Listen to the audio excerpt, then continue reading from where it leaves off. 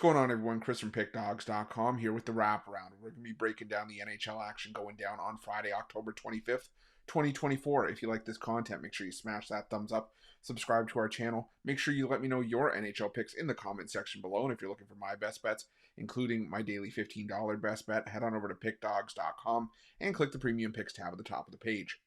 Well, I will say it, full transparency, it was not a good day for the Wraparound on Thursday. We were as cold as the ice that these guys skate on, but that's okay. You know, these good and bad days are going to happen. And I said I'm never going to sugarcoat it. If I'm bad, I will take full admittance of that. But you know, it just means that the bounce back is going to be even sweeter. We got a 4-game card that we're going to be talking about. I think there are some money making opportunities here. And to be honest, I didn't really love Thursday's card as it was, but I think we're going to have a nice bounce back day here. So if you're going to roll with me, come along for the ride. You guys know the drill. Are you ready? I'm ready. Let's get into it.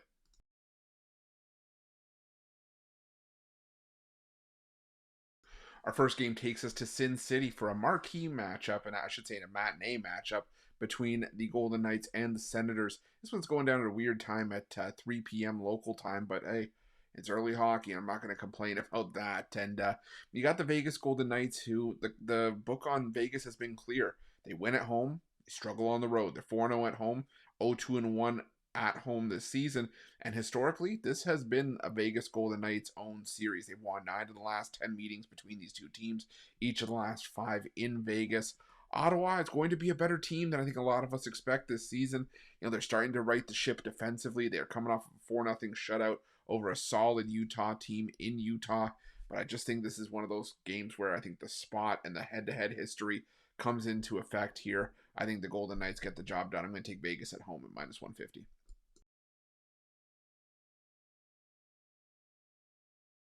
Now we head to the Prudential Center for a matchup between the New Jersey Devils and the New York Islanders. And, you know, this is a rivalry matchup. These two teams definitely do not like each other. But I will say that, you know, at least with the Islanders, I think Patrick Waugh came around to Ilya Sorokin now finally being the #1 in that goal crease. And historically, between these two teams, it's been all Islanders. They've won 30 of the last 43 meetings between the two, 9 of the last 12 in New Jersey. Now, it's worth taking into consideration that a lot of those came when the New Jersey Devils were not as good as they have been over the last season or 2 seasons. But still, the road team has had success. The road team's won 6 of the last 8 meetings between these two. And I just feel that, you know, the Islanders have caught some bad breaks. I mean, they have been shut out in 3 of their last 5, but have given up 3 goals or less on the other side in all those, including 1 goal in the Detroit and St. Louis games. And I think it's just about the offense breaking through for the Islanders. And given what we've seen from New Jersey, I think they can here. You know, Jacob Markstrom has given up 10 goals in his last 2 starts. Jake Allen on the other side allowed 8 goals against the Lightning in his game, you know, a couple days ago. So I'm going to take a shot here on the Islanders at +120.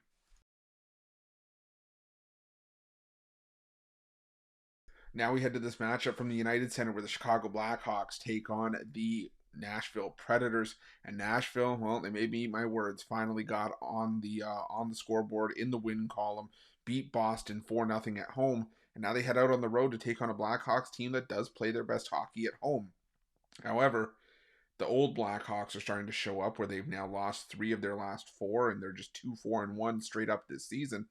And I'm starting to think that maybe the Nashville Predators are kind of do the same thing that we saw the Colorado Avalanche do, where, you know, they kind of, you know, woke up after that first win and started stringing wins together left and right. And I think that's what we can maybe expect here from Nashville, especially in this game. Historically, Nashville has owned the Chicago Blackhawks.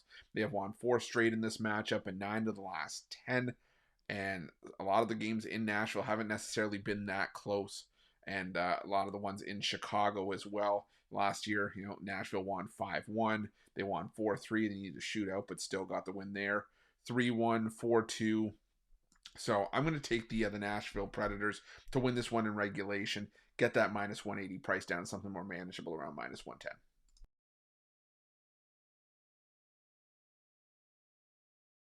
Our last game comes to us from Rogers Place, where the Edmonton Oilers take on the Pittsburgh Penguins.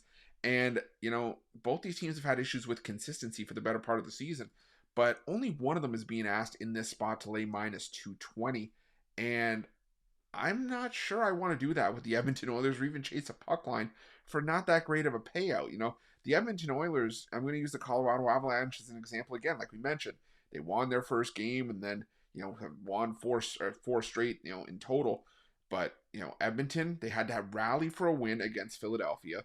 Then they got a win over a then winless Nashville Predators team. But since then have lost to quality opponents like Dallas and Carolina. Has Pittsburgh had goaltending issues? Absolutely. Is it far from ideal that they're going to play a back-to-back here, with Vancouver on deck on Saturday? Yeah, it's far from ideal because, it could mess up the goalie situation. It's hard enough to try to figure it out in today's NHL. But again, to get this kind of plus money on the take back with the Penguins, who are still, a decent team in their own right, I think it's too good for me to pass on here. I'm going to take the Penguins plus the goal and a half. I'm also going to put a little bit on the money line at plus 180. Like I said, I just think this should be lying closer to a coin flip.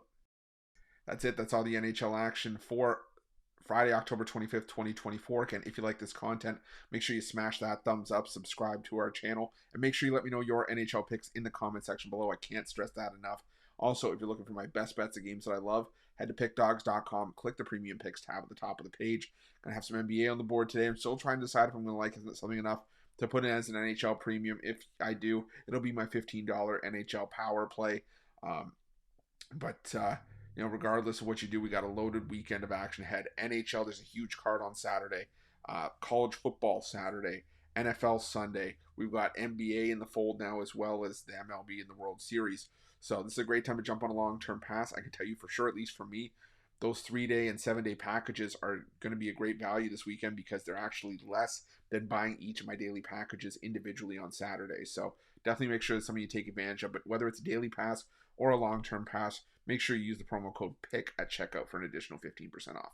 Thanks so much for watching. See you guys.